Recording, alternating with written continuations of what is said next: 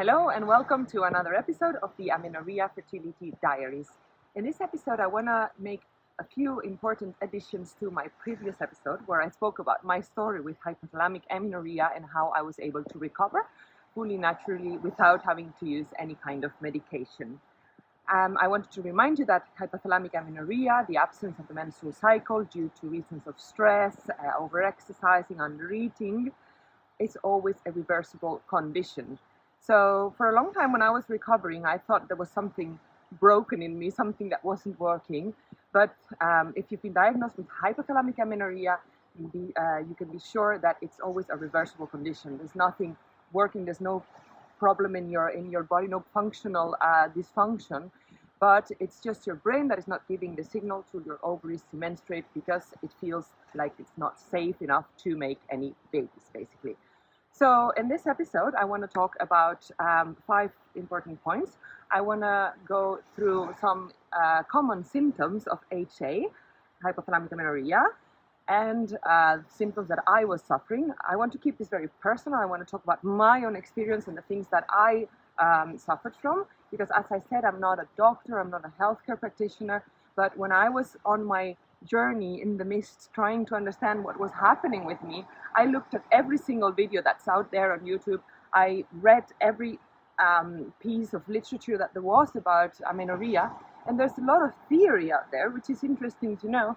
But in the end, what inspired me the most were the personal testimonies of other girls who suffered from this condition, and this gave me like the most motivation to make the switch into really making the steps and the changes that led me to recovery.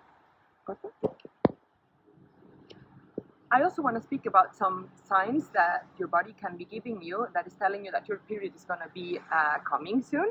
I also want to go through some key points that I changed in my diet that helped me to recover. And finally, I want to get to the most important question that I've got from many of you, which is how long did it take me to recover and how much weight did I have to gain? So I have to emphasize again and again that this is a very personal thing. Everybody is another world, is another person, so it's a very personal thing. I'm going to give you all the numbers that I went through, all the weight that I gained, how long it took me to recover, but it's not necessarily applicable for another person. But anyway, here we go. So big symptoms of HA and long-term consequences that I started to suffer. As I said in my previous video, I suffered from HA during 2 years. I didn't have my menstrual cycle. And one of the biggest problems that you can get if you have long-term HA is that you are going to experience a loss of your bone density.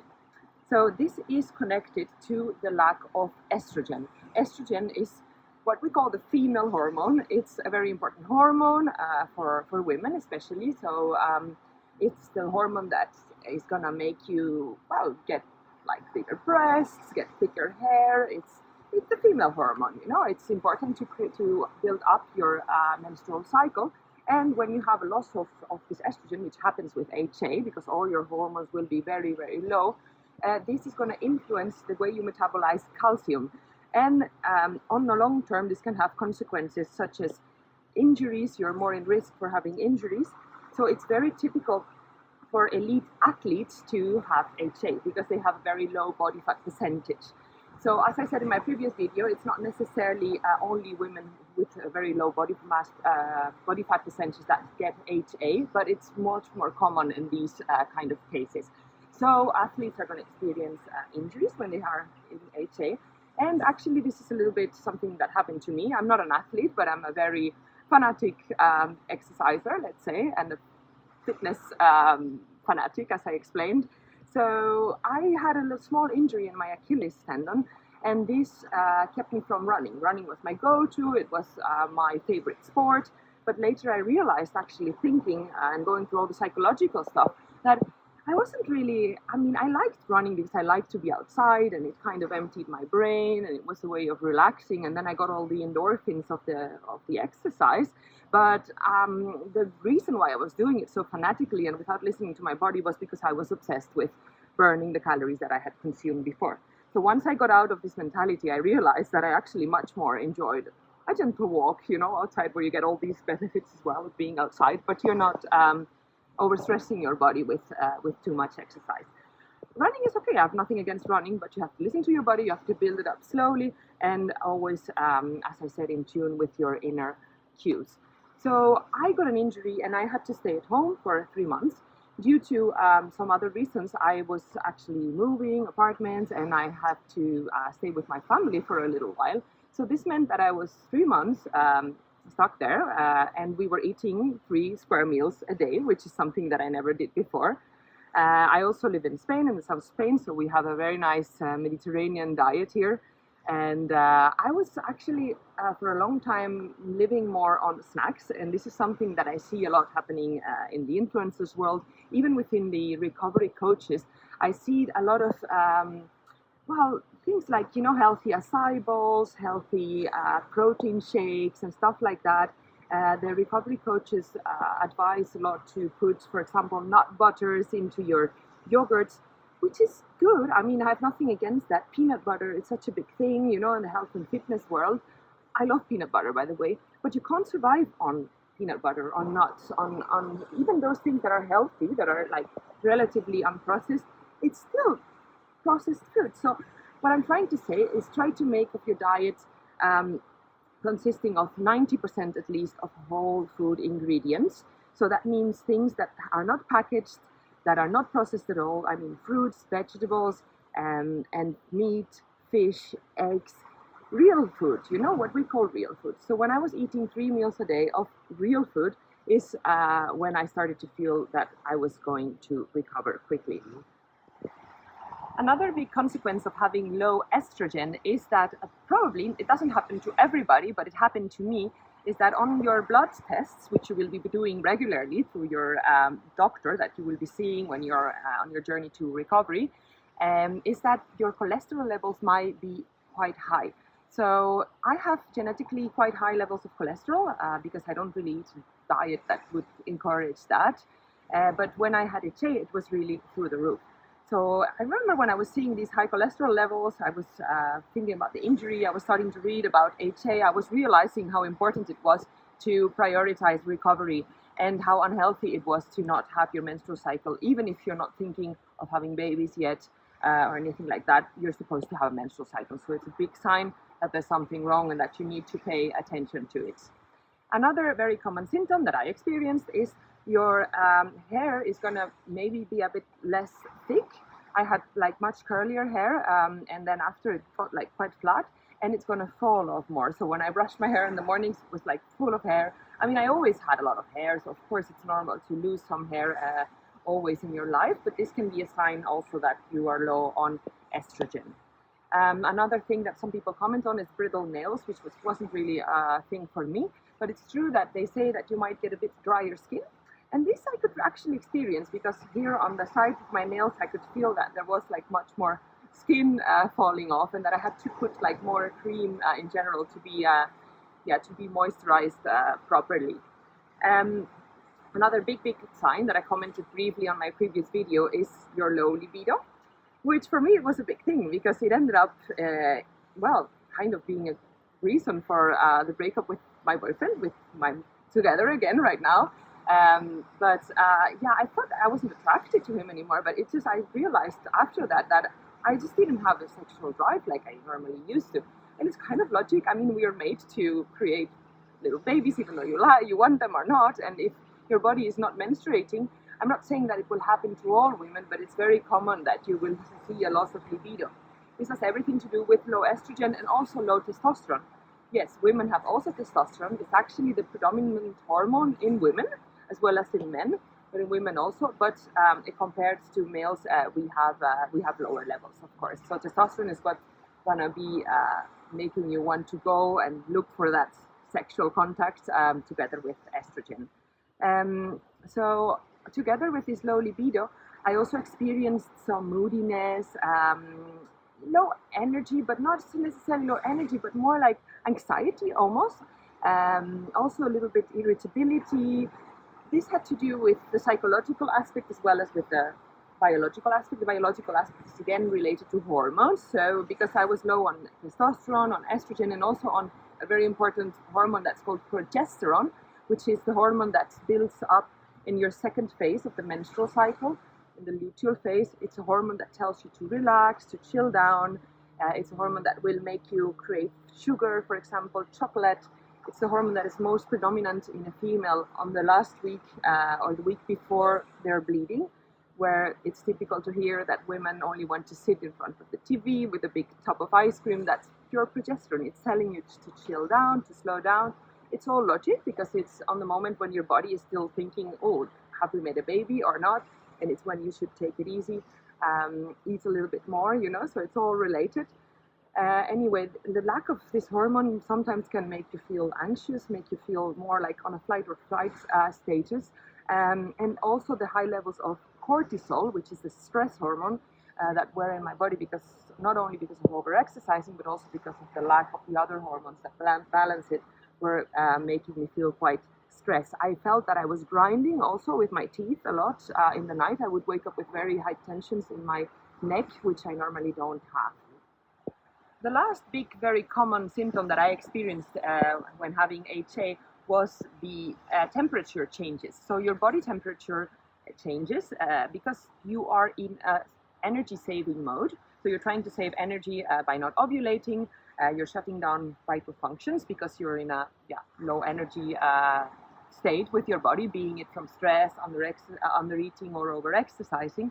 And this means that you will feel colder than normal. So I was always feeling cold. I mean, I've always been a little bit of a cold person, so I'm quite sensitive to cold. But this was really on another level. I was always cold. I was taking an extra blanket, even though it was in the summer here, which wasn't normal for me either. Actually, one of the ways that people track their recovery sometimes, before they're actually bleeding, they will take their body temperature every morning.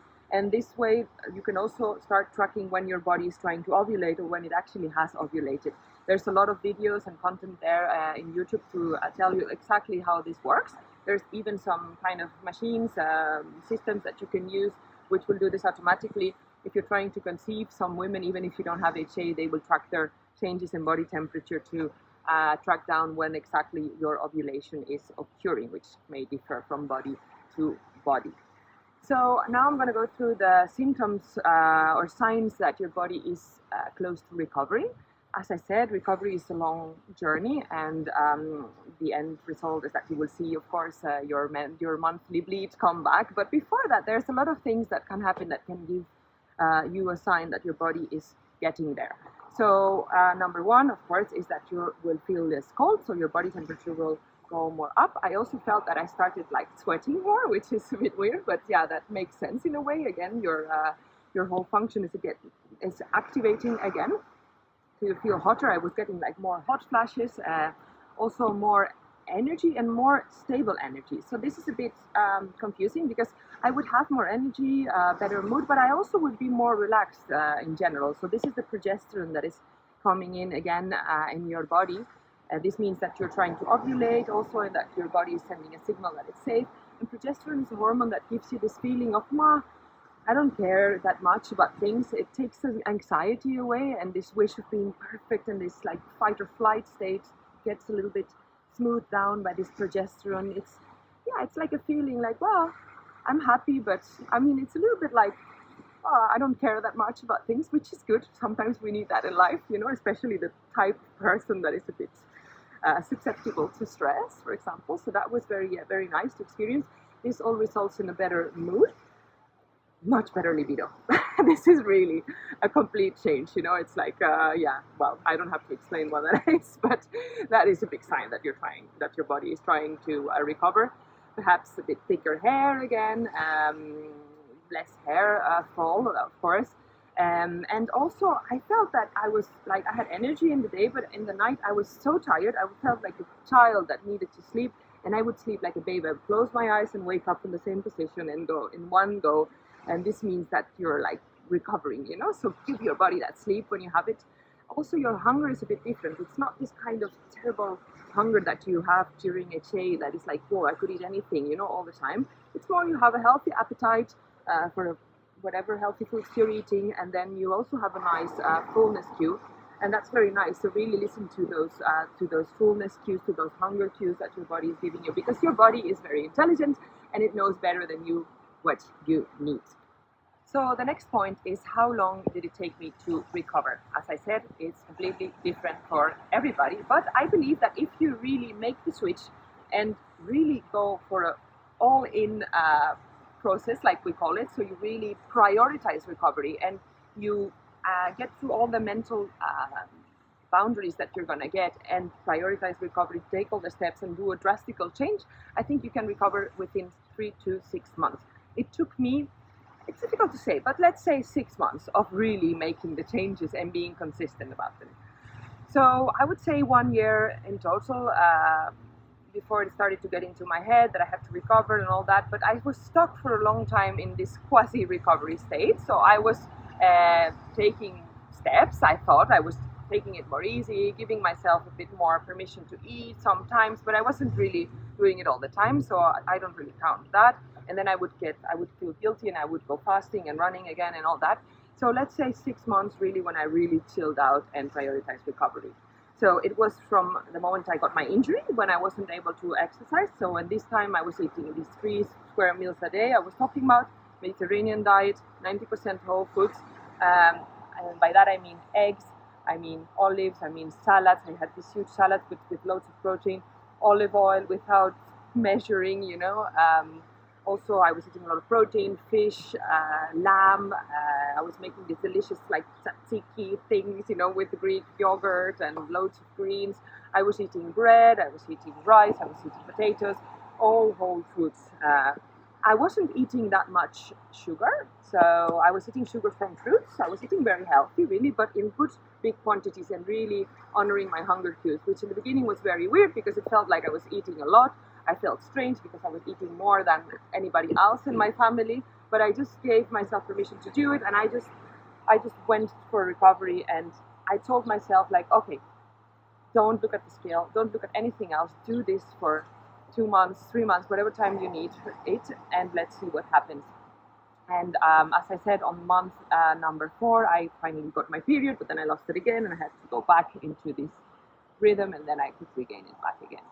So now it's been stable for a little while. Let's see, it's still a work in progress, because you never know. You have to find the sweet spot of how much you can exercise and everything. But anyway, that is for a next video.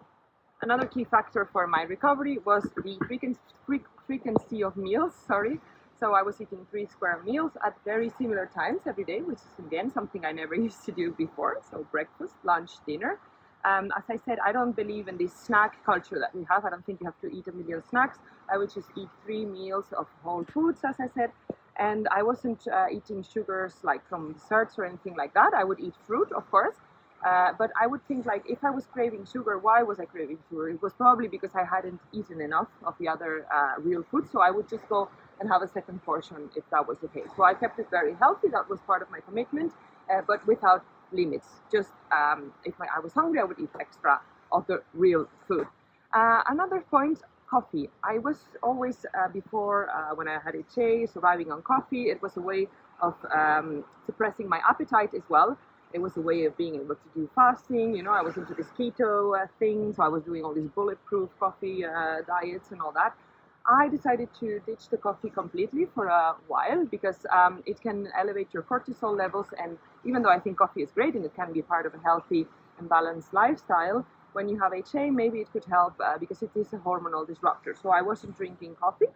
Instead, I was just giving myself permission to eat lovely breakfasts, as coffee used to be like a replacement for breakfast for me. So and then also alcohol. I decided to ditch it completely also. I also think it can be part of a healthy lifestyle, especially if you drink like nice wines, you know, or alcohol that has some culinary value, or that it's something occasional that you do as a celebration. But because it disrupts your hormones and sometimes it would be a distraction from eating, I decided to leave it. So all these things really helped me to recover my cycle. And then finally, I want to get to the key question that everybody asks and that I was asking all the time, and I was watching all the videos and waiting until they would give this clue information, and is how much weight did I have to gain? Again, I'm going to tell you, but it's not going to make any difference for most of you because it's really personal. It totally depends on how much weight you have lost since you got HA, if you had it from weight loss, etc. For me personally, it was something like 3 kilograms. 3 kilograms, and I was able to regain my cycle. As I said, when I had a fell back, I had my cycle again, but I lost it again after Christmas. This was, I actually had tried to lose 1 kilo. So for me, I know that sweet spot is around there. So now I'm at around 68 kilograms. I'm not weighing myself anymore, but it must be something like that. As I said, I'm quite big, so I'm almost 1.80 m. So that means that my body mass index is around 21. So this is for me the sweet spot. I know if I go a bit lower, I will probably lose my period. Again, my period loss was due to stress mostly and over-exercising, not so much for under-eating, but it has everything to do with how you nourish yourself and with your body weight as well. So I think it's very difficult to lose your period due to only psychological reasons, unless these psychological reasons make you eat less because you're so stressed that you don't want to eat. So as I said, it's all related to each other, but probably if you lost a lot of weight, if you're always controlling your food, if you're a fanatic exerciser, if you're really worried about eating clean and all this, and you lost your period, I'm pretty sure that it has to do with your energy intake. So nourish your body, take it easy, do the exercise sports that you enjoy, try to go for more synergistic kind of movements like yoga, swimming, walking, and exercises that calm your brain as well as your nervous system and get you in this parasympathetic state that is going to tell your body that you're safe enough to menstruate and to create new babies if that was needed. Well, thank you very much for listening until here. If you like the video, please give me a like, please subscribe to my channel, give me your comments, and as always, until next time, my friends, be healthy and mostly be happy.